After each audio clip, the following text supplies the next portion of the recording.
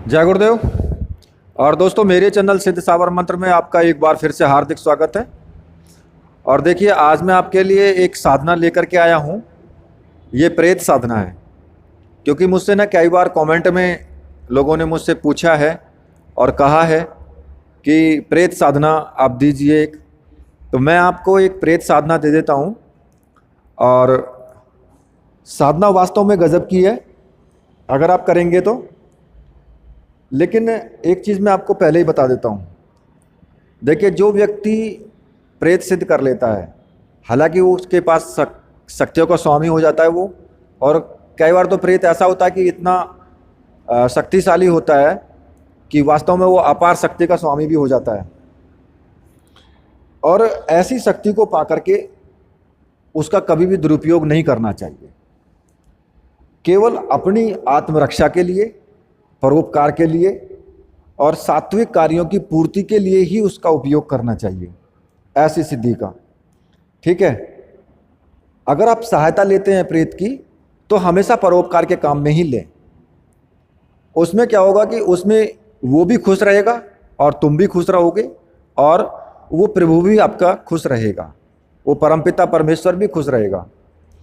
देखिए, स्वार्थ के कार्यों के लिए या किसी को अब पर अविचार करने के लिए, या मारण, मोहन, उच्चाटन, वशीकरण, ये सब चीज़ें, या द्वेषण के लिए, या दूसरों को हानि पहुंचाने के लिए,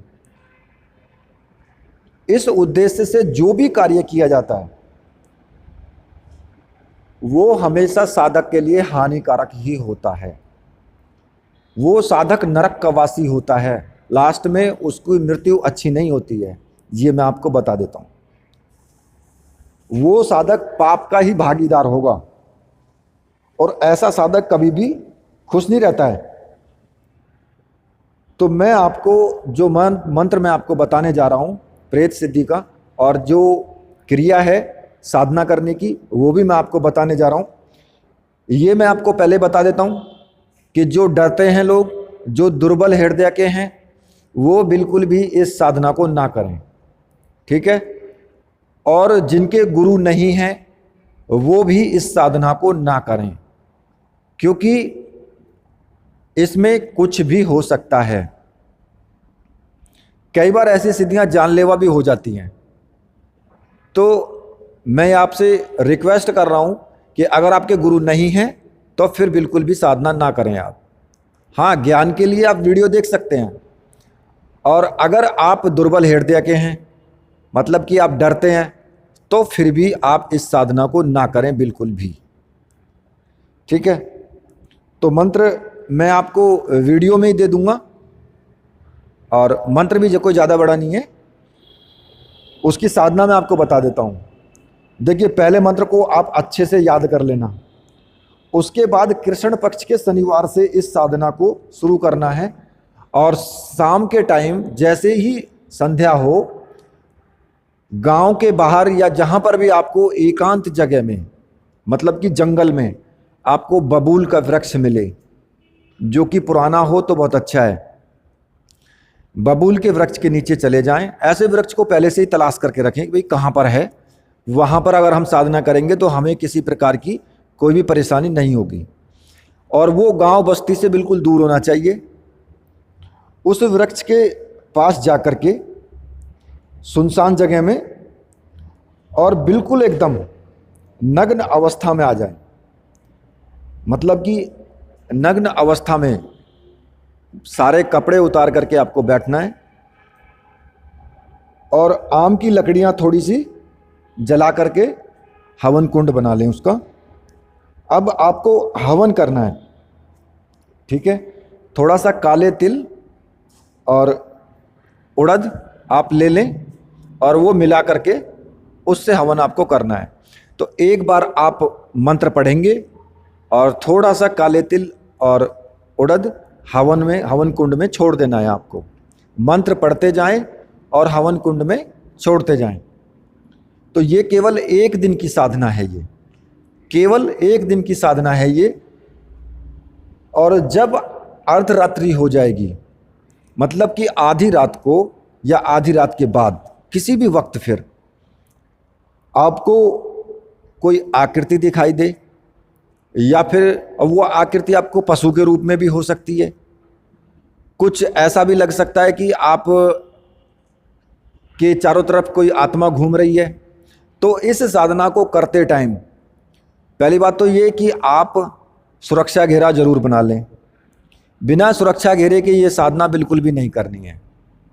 सुरक्षा घेरा बना करके रखें, और वो किसी भी रूप में आपके सामने आ सकती है। किसी पशु के रूप में भी हो सकती है, किसी व्यक्ति के रूप में भी हो सकती है, या किसी डरावनी शक्ल में भी हो सकती है। वो कोई भी नहीं बता सकता कि वो किस रूप में हो सकती है। वो धुंधली भी दिखाई पड़ सकती है आपको आपके सामने। तो जब वो आपको पूर्ण स्पष्ट रूप से मतलब कि स्पष्ट रूप से भी आपको दिखाई दे सकती है। तो जब वो स्पष्ट रूप से आपको दिखाई दे जाए, या फिर आप देख लें कि हाँ भाई किस तरीके से वो आपको दिखाई दे रही है, तो आपको समझ लेना चाहिए कि ये वही प्रेत है जिसकी मैं सिद्धि कर रहा हूँ। और कई बार तो ऐसा होता है कि प्रेत को देख करके ही लोग अपने होश खो बैठते हैं और वो भयभीत हो जाता है। तो भाई उसे फिर कोई बचा नहीं सकता, वो प्रेत उसको वहीं पर मार डालेगा। तो इसलिए वो व्यक्ति बिल्कुल भी ना करें जो दुर्बल हृदय के हैं। जो निडर और साहसी है ना, जो प्रेत को देख करके विचलित नहीं होंगे, वही करें।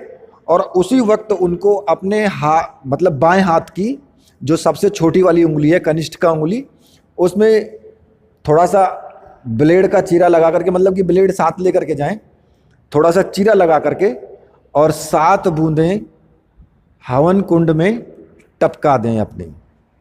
और जब आप 7 बूंदें हवन कुंड में टपकाओ, तो फिर आप बोलें कि हे प्रेतात्मा, हे अलौकिक प्राणी, ये लो मेरा रक्त और तृप्त हो जाओ, और अभी से मेरी आज्ञा में रहो, और मेरी आज्ञा का कभी भी उल्लंघन ना हो।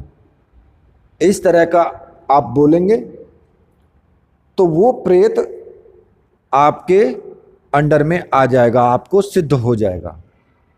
वो आपको उसी वक्त वचन दे देगा और वो सिद्ध हो जाएगा। और देखिए, प्रेत की सहायता से असंभव कार्य भी किए जा सकते हैं, बशर्ते कि आप उससे अच्छे कार्य कराएं तो बड़ी अच्छी बात है। कहते हैं ना कि गोस्वामी तुलसीदास जी ने भी सबसे पहले एक प्रेत को सिद्ध किया था, और उस प्रेत की सहायता से ही उन्होंने हनुमान जी के साक्षात दर्शन हुए थे, और हनुमान जी ने ही साक्षात श्री राम जी के दर्शन कराए हैं। तो देखो, एक प्रेत की सहायता से उसने परमात्मा को पा लिया, लेकिन अच्छे कार्य किए तभी पाया। अगर बुरा कार्य करते तो फिर नहीं पाते। ठीक है, तो ये प्रेत साधना मैंने आपको बताई है, और ये साधना वास्तव में ही बड़ी उपयोगी साधना है। और इसका मैं मंत्र आपको बता देता हूँ। मंत्र इस प्रकार से है: ओम साल सलिता सोसल बाई, कान पड़ता धाई आई, ओम लम लम लम ठह ठह ठह। ठीक है, मंत्र ये है। और इसके बाद में जब आप कुछ लोग ये भी पूछ सकते हैं कि जी जब आहुति डालें तो स्वाहा बोलें। तो भाई इसमें अपना माइंड लगाने की ज़रूरत नहीं है, स्वाहा वगैरह कुछ बोलने की ज़रूरत नहीं है। ठीक है, ये कोई आप देवताओं को आहुति नहीं दे रहे हो, ये प्रेत है।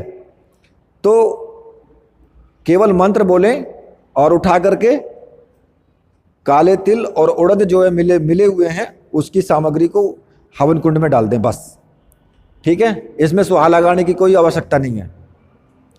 तो इस प्रकार से ये 1 दिन की प्रेत साधना है, और ये विधि मैंने आपको पूर्ण रूप से बता दी है। अब मैं आपसे रिक्वेस्ट करूँगा कि जिन लोगों को वीडियो पसंद आई है वो वीडियो को लाइक कीजिए, चैनल को सब्सक्राइब कीजिए, और मेरे साथ बोलिए वीर बजरंगबली हनुमान जी महाराज की जय। बोलिए मेरे परमहंस गुरुदेव की जय।